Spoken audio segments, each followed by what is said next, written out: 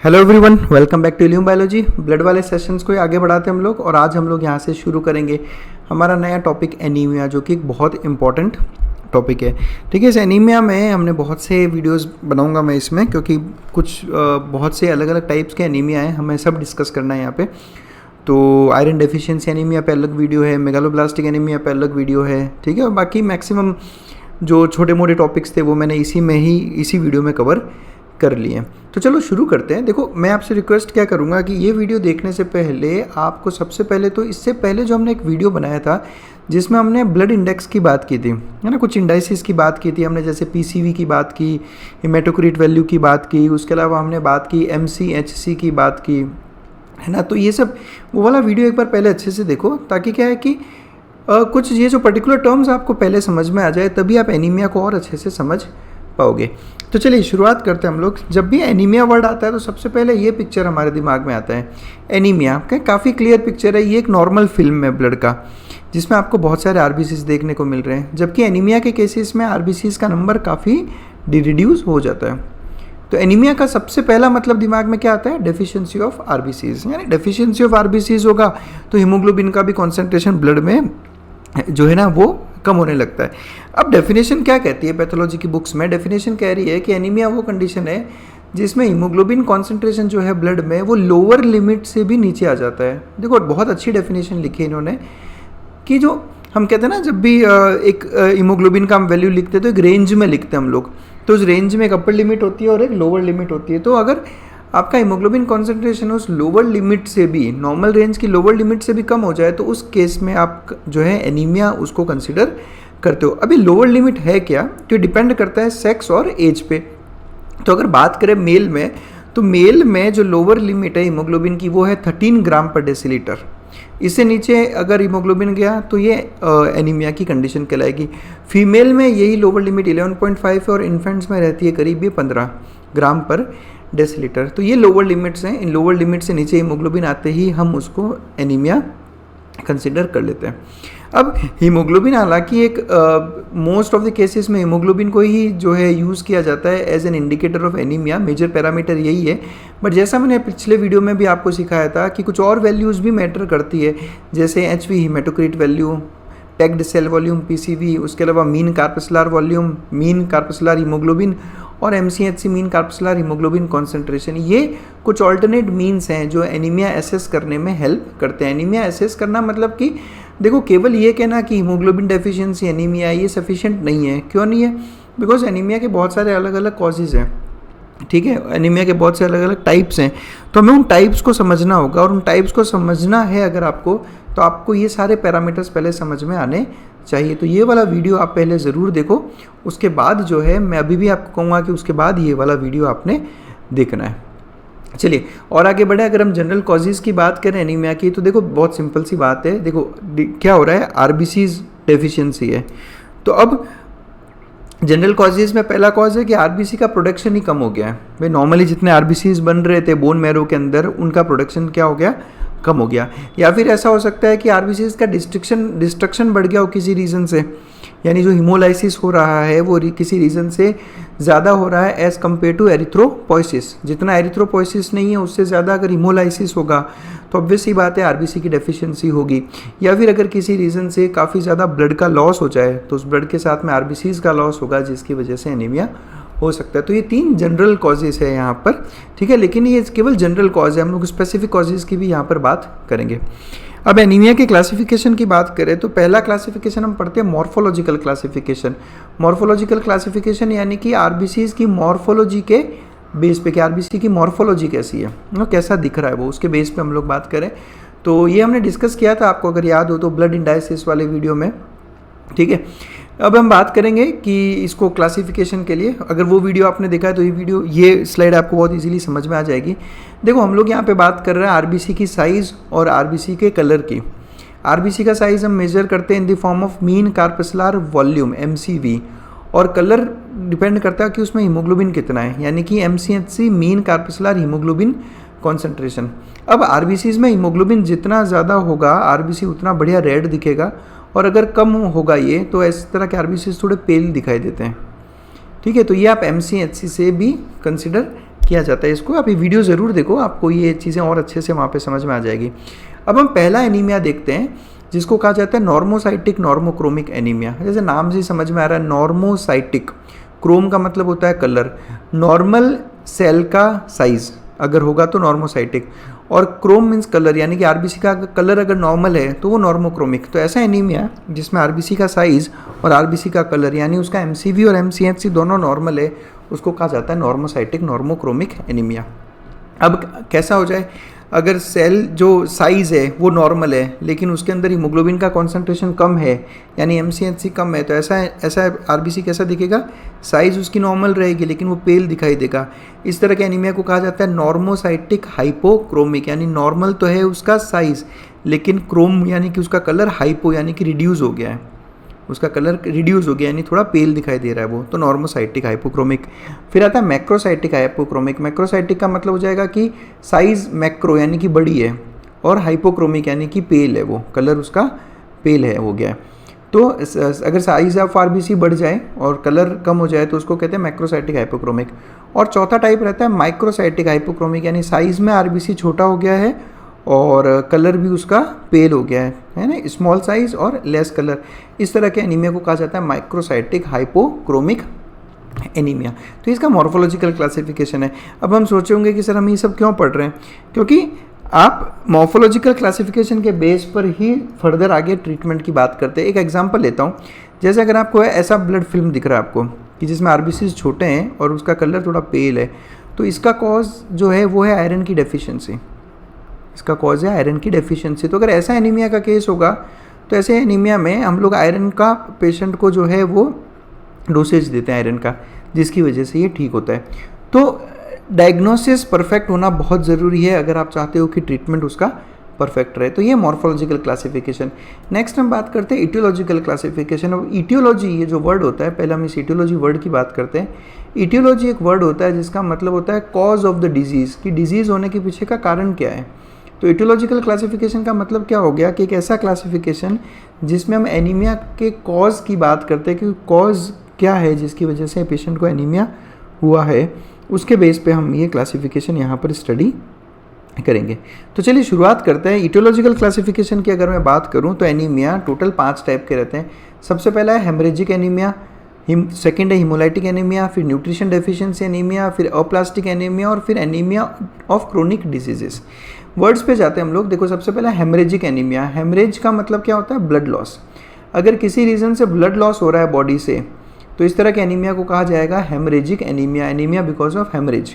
अब ये blood loss acute भी हो सकता है। एक्यूट का मतलब कि जैसे एक्सीडेंट का केस ले लो, एकदम से एक्सीडेंट हुआ और काफ़ी ब्लड लॉस हो गया, तो ये एक्यूट लॉस।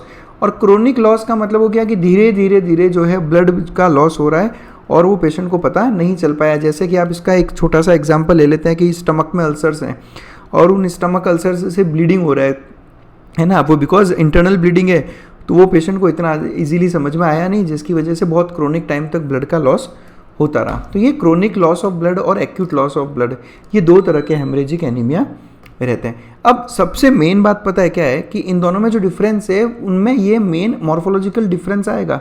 अगर एक्यूट लॉस ऑफ ब्लड हुआ, एकदम से एक्सीडेंट से ब्लड लॉस हुआ, तो उसमें जो एनीमिया होगा वो होगा नॉर्मोसाइटिक नॉर्मोक्रोमिक। ये अगर क्रोनिक लॉस ऑफ ब्लड की वजह से जो एनीमिया होगा वो होगा माइक्रोसाइटिक और हाइपोक्रोमिक। इसलिए हमने मॉर्फोलॉजिकल क्लासिफिकेशन को भी इतना इंपॉर्टेंस दिया है, क्योंकि मॉर्फोलॉजी ऑफ आरबीसी देखकर ही आप एग्जैक्ट डायग्नोसिस कर पाते हो। फिर हम बात करते हैं हीमोलाइटिक एनीमिया। हीमोलाइटिक एनीमिया का मतलब होगा एक ऐसा anaemia which is because of haemolysis. Haemolysis का मतलब क्या हो गया, आरबीसीज का डिस्ट्रक्शन। अगर किसी कॉज की वजह से आरबीसीज डिस्ट्रॉय हो रही है कंटिन्यूस, तो उसकी वजह से जो एनीमिया होगा वो कहलाएगा हीमोलाइटिक एनीमिया। अब इसके भी दो टाइप हो गए। वो डिपेंड करता है कि कॉज एक्सटर्नल है या इंटरनल है। अगर कोई एक्सटर्नल कॉज है तो उसको कहोगे आप एक्सट्रिंसिक हीमोलाइटिक एनीमिया, और कोई इंटरनल कॉज है जैसे कोई जेनेटिक डिसऑर्डर की हम बात कर ले तो उसको हम कहते हैं इंट्रिंसिक हीमोलाइटिक एनीमिया। पहले बात करता हूँ एक्सट्रिंसिक हीमोलाइटिक एनीमिया की। तो एक्सट्रिंसिक हीमोलाइटिक एनीमिया के बहुत से अलग अलग कॉजेज़ हैं, जैसे कि लीवर फेलियर, ठीक है, रेनल डिसऑर्डर यानी किडनी का कोई डिसऑर्डर, हाइपरस्प्लेनिज्म मतलब स्प्लीन का एनलार्जमेंट, उसके अलावा कोई बर्न का केस है ना, कोई ना ऐसे जल गया हो वो बहुत बुरी तरीके से, उस केस में कुछ इन्फेक्शंस होते हैं सीवियर जिसमें हीमोलाइसिस होता है, बढ़ जाता है हीमोलाइसिस, जैसे हेपेटाइटिस के केस में, मलेरिया, ये आप ज़रूर याद रखें, मलेरिया एक क्रोनिक जो मलेरिया के केसेस होते हैं, है ना, काफ़ी लंबे टाइम से मलेरिया है पेशेंट को, तो ऐसे केसेस में हीमोलाइसिस बढ़ जाता है। या फिर सेप्टिसीमिया। सेप्टिसीमिया का मतलब क्या होता है, देखो मैंने आपको सिखाया था कि जब भी किसी वर्ड के पीछे EMIA लगता है, इसका मतलब होता है ये ब्लड रिलेटेड कुछ बात कर रहा है। तो सेप्टिसीमिया क्या मतलब हो गया कि ब्लड में कोई सीवियर इन्फेक्शन है, उसको आप कहते हो सेप्टिसीमिया। उसके अलावा कुछ ड्रग्स ऐसी होती है जो हीमोलाइसिस कॉज करती है, जैसे कि पेनिसिलिन, एक एंटीबायोटिक है पेनिसिलिन, आप याद रखें। In fact the first discovered antibiotic is penicillin, ये हीमोलाइसिस कॉज कर सकती है। कुछ एंटी मलेरियल ड्रग्स होती है, अब आप देखें मलेरिया भी हीमोलाइसिस करवाता है, और कुछ एंटी मलेरियल ड्रग्स भी होती है जैसे कि क्विनिन। अब आप क्विनिन, आपको पता होगा कि मलेरिया की सबसे स्टैंडर्ड ड्रग है, तो ये एंटी मलेरियल ड्रग्स भी कई बार हीमोलाइसिस बढ़ा देती है। और उसके अलावा सल्फा ड्रग्स भी पेनिसिलिन यानी कि एंटीबायोटिक्स की जैसी ही रहती है। पेनिसिलिन और सल्फा ड्रग्स ये दोनों कैसी होती है, एंटीबायोटिक्स है। तो बहुत से लोगों को इन एंटीबायोटिक्स की वजह से भी हीमोलाइसिस हो जाता है ना, मैं कह रहा हूँ बहुत से लोगों को, ऐसा मैंने नहीं कहा कि सबको होता है। उसके अलावा अगर लेड, कोल या टार, इन सब की वजह से अगर पॉइजनिंग हो गई हो तो उस केस में हो सकता है। कुछ आइसोएग्लूटिनिन्स यानी एंटीबॉडीज़, जैसे कि anti-RH एंटीबॉडीज़ होती है, उसकी वजह से जो है हीमोलाइसिस हो सकता है। और कुछ ऑटो इम्यून डिजीज़ होती है जैसे कि रूमेटॉइड आर्थराइटिस और अल्सरेटिव कोलाइटिस, ये दोनों आपको याद रखना है। रूमेटॉइड आर्थराइटिस के केसेस में भी जो है हीमोलाइसिस जो है कई बार बढ़ा हुआ मिलता है आपको, और अल्सरेटिव कोलाइटिस, है ना, ये दोनों ऑटो इम्यून कंडीशंस हैं जिनमें हीमोलाइसिस होता है। अब बिकॉज ये हीमोलाइसिस हो रहा है कंटिन्यूस टाइप में, है ना, तो इस तरह के एनीमिया कैसे रहते हैं, नॉर्मोसाइटिक, नॉर्मोक्रोमिक।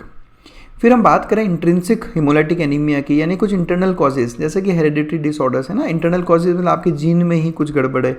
तो और इसके जो सबसे बढ़िया जो एग्जांपल्स हैं वो है सिकल सेल एनीमिया और थैलेसीमिया। इन दोनों पे अलग से वीडियो बना हुआ है, तो आप लोग वो ज़रूर देखें, आपको उसमें हमने बहुत डिटेल में बात की about sickle cell anaemia and thalassaemia.